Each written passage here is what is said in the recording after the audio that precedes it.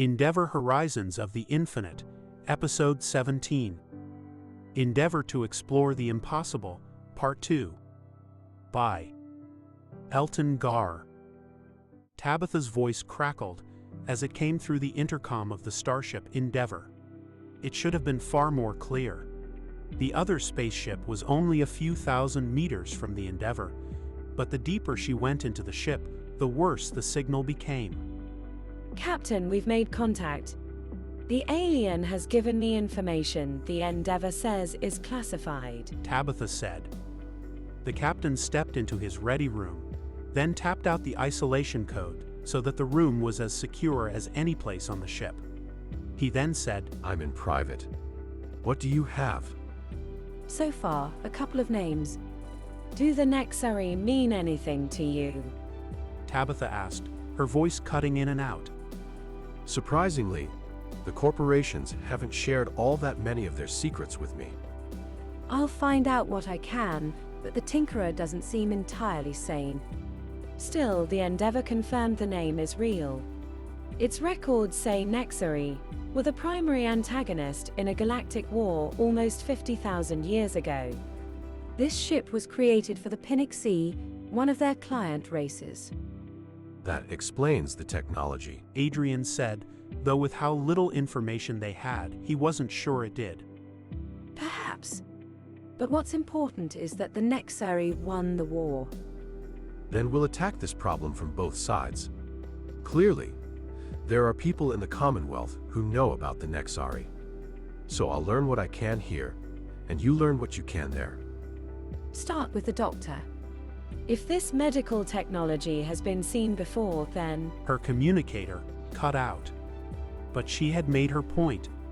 If anyone in the Commonwealth knew about that technology, it would be Vitalis, and if they didn't, they'd give the Endeavor whatever resources they needed to learn about it. Tabitha tapped her communicator twice, trying to reconnect to the Starship Endeavor. The second time, the small green light flickered and then went out.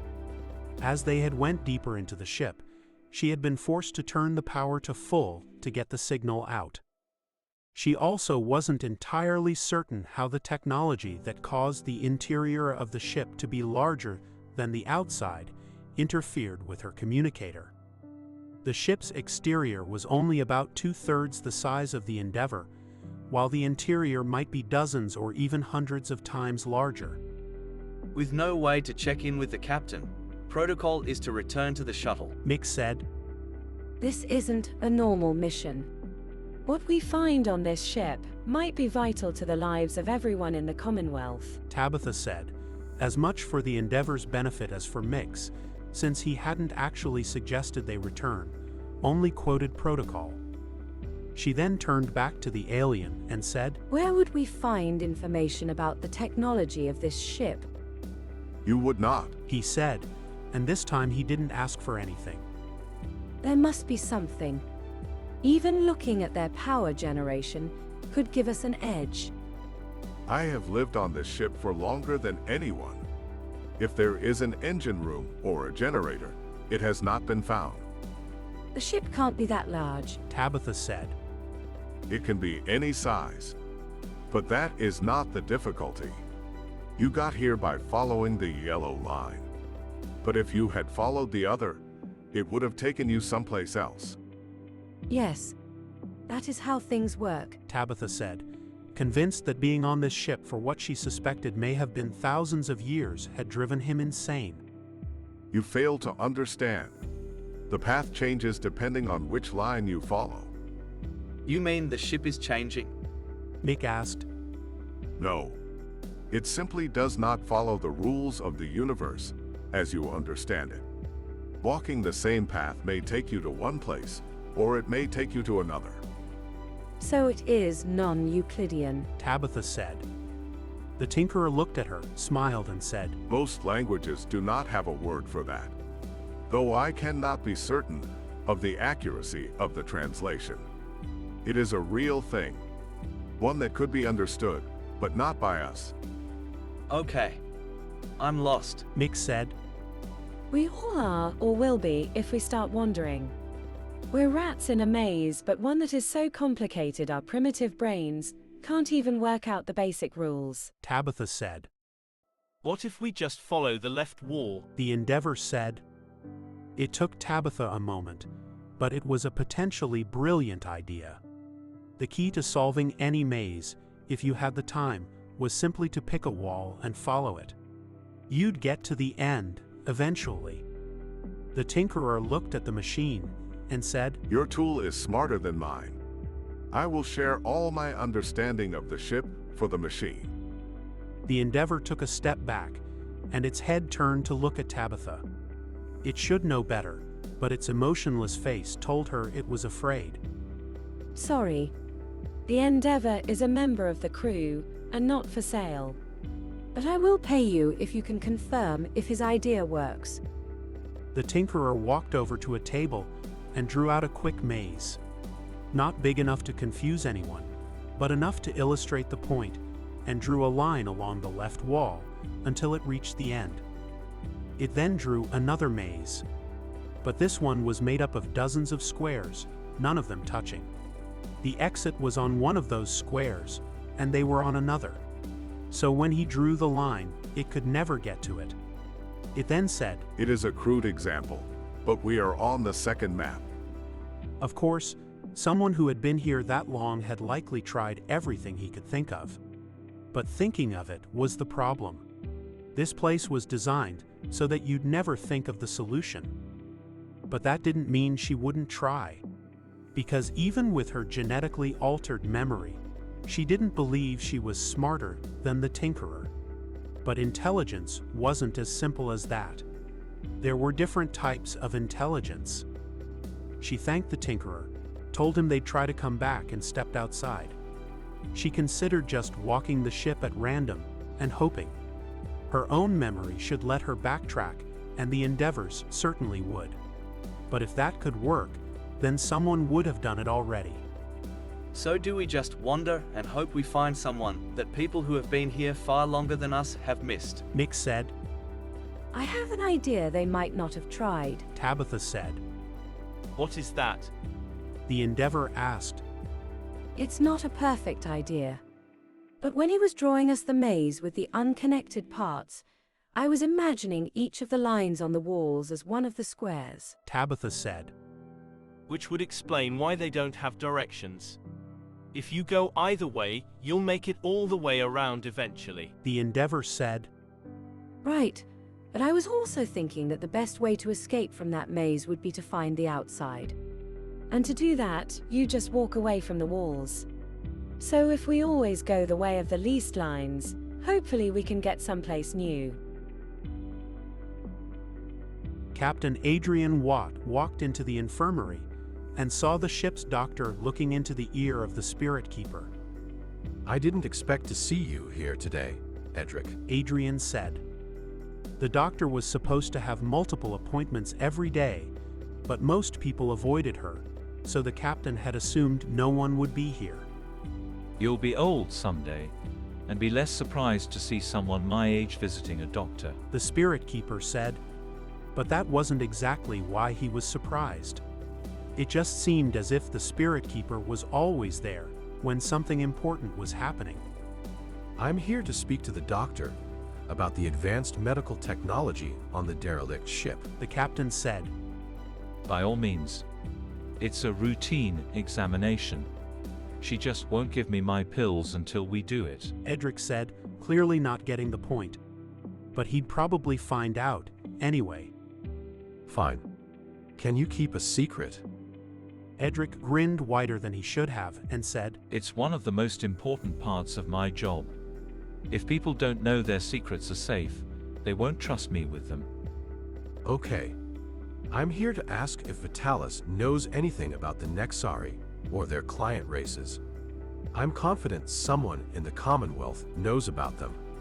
And since the primary technology we've seen on that ship is medical, it would be of interest to Vitalis. I am confident they would willingly send out ships to investigate. Dr. Ramsey said, but Vitalis would almost certainly claim it was a corporation secret and take over. Adrian had almost forgotten the Spirit Keeper was there, and he had never considered that he might know about the Nexari. But Edric said, They're mentioned in at least 9 different religions. They are typically gods of fire and disease. It made sense. You couldn't classify entire religions. Instead, the Commonwealth just dismissed everything they said as primitive myths that you could safely ignore. Well then, you're my expert. Are they a danger to us? Are evil gods dangerous? You know what I meant. Adrian said. It's tricky. The Nexari are mostly myth. And if it wasn't the name, I likely wouldn't connect them. Some are small and frail, others are much bigger. The only thing that is agreed on is that cities die. But all of that's a local problem, usually in primitive cultures. And I suspect they are just experiments. The real problem is that they occasionally wipe out every spacefaring species in the galaxy. How occasional? The doctor asked. Roughly every 50,000 years. Though since they kill everyone, the records are limited. And how long has it been since the last time? Adrian asked. Roughly 50,000 years. The Spirit Keeper said, sounding far more calm than Adrian felt. Moving away from the colored lines wasn't as easy as Tabitha had assumed. Most walls had 3 or 4 lines, others had a dozen. So the best she could do at first was go in the direction with the fewest lines. She imagined them moving outward on some multidimensional plane of existence as they found fewer of the lines. Then she saw what she had been looking for: a narrow hallway without any of the colored lines. She turned without warning the rest of the team and began to walk faster. This part of the ship felt different. It was still old, but it was old in a different way. The rest of the ship was worn from millennia of use. This part of it felt dead and was filled with dust. But because it hadn't been used, it also looked less worn. And even though it had survived for longer than human civilization, there was no sign of any type of technology.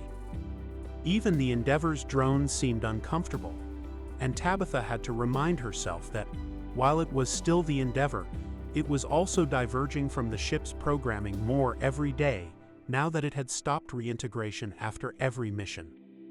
There were still places the hallway split off, but none had the colored lines, and Tabitha just kept going the same direction.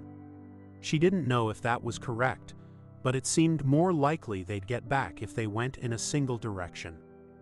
Then, with no warning, the hallway opened into a room. Though it was so large, it didn't feel accurate to call it a room. It was so wide that she couldn't see all the way across, even with her genetically enhanced eyes, and the ceiling was so high that it began to take on color. And the entire room was filled with metal and glass tubes. She approached one of them and saw what she feared. It was an alien, so short and thin that she wondered if perhaps it had died. But this place had been abandoned far too long for that. She tried not to do the math as she checked more to make sure they were all full, but she decided it had to be at least millions. That explained the existence of the ship. It hadn't been abandoned. It was an ark. We should go. The Endeavor said. Tabitha wasn't sure he was wrong. They had clearly discovered enough. And the race that had built this place was a danger beyond anything humanity had ever heard of. We should look around a bit. What's the harm? Tabitha said. You misunderstand.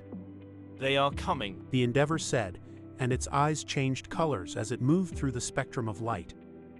We woke them. Tabitha asked. I believe they were waking before we arrived. But they appear to be aware we are here. That was enough for Tabitha, who turned, but the hallway was gone. Behind them was just more room, and it also seemed to go just as far in that direction. At least our deaths should send the captain a message that something is wrong. Mick said. We don't even know if we can die. Tabitha said, though it seemed likely the people who made this place could control their own technology. It also made it pointless to fight. If the technology could bring members of random species back from the dead, it would almost certainly work better on its creators. So Tabitha did her best to look confident, and waited.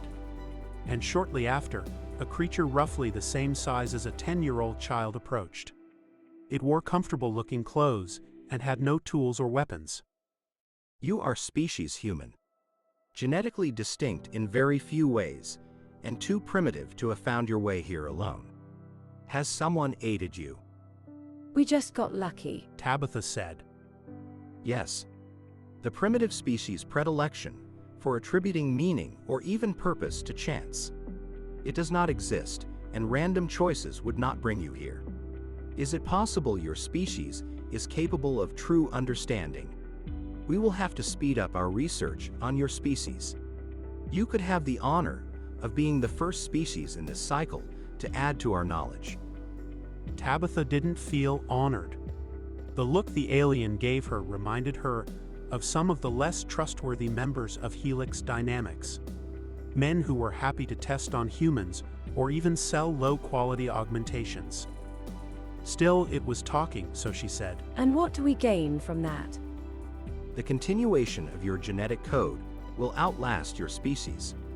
In that way, what you are will continue and help perfect the universe by creating more interesting traits in the child species of the next cycle. And I presume we won't be in that cycle, Tabitha said.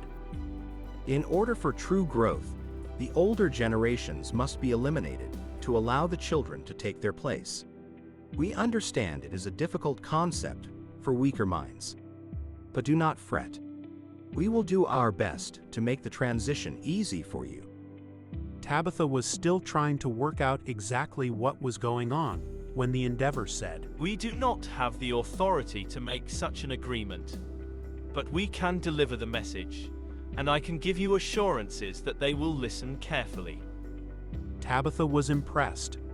The robot hadn't technically lied, and delivering a message might get them out of here alive. It has been our experience. Carefully listening to a message will not convince a species to allow the end to come peacefully. But we do not believe in excessive suffering. Deliver this message. We are the Pinnock Sea, chosen by the Nexari to learn of the genetic diversity possible in the universe. Your species has been allowed to be a part of this grand experiment. If you surrender without a fight, we will do our best to keep the death of your species painless and quick. There was no doubt of the truth of the message. They intended to end humanity. And based on the technology she had seen so far, Tabitha wasn't sure that humanity could fight them. How long do we have to decide? Tabitha asked. The time is short. No more than 200 years. Tabitha wasn't sure if she should be relieved or not, but before she could decide, it waved its hand and an icy chill washed over her. The world faded out, and the bridge of the Endeavor faded in. The captain stood, then seeing her, he sat and said, I assume you have a long story. Not as long as I'd like. They plan to exterminate humanity, and we have a lot of work to do if we're going to have any chance to stop them. Tabitha said. Note: I have a bad habit of setting up an idea or a villain and then solving it far too quickly. I have a natural tendency to want to see everything wrapped up at the end of one of these stories. So balancing having the story feel complete with the feeling that there is more to explore can be difficult. I hope this story worked to expand the lore of the Commonwealth and set up a dangerous enemy without feeling like it wasn't complete. Because for now, the idea is that the Nexari are meant to be a driving force in the story without needing to be in it. If you do want to see how they handle the revelation that humanity is on a clock, or just explore the Commonwealth ahead of everyone else, I have a Patreon at patreon.com/Elton. Besides getting the Endeavor stories early, I also have over 80 patron exclusive stories, each of them written based on a prompt picked by my patrons. You can also sign up for my newsletter at eltongar.com. Thank you. Elton Gar.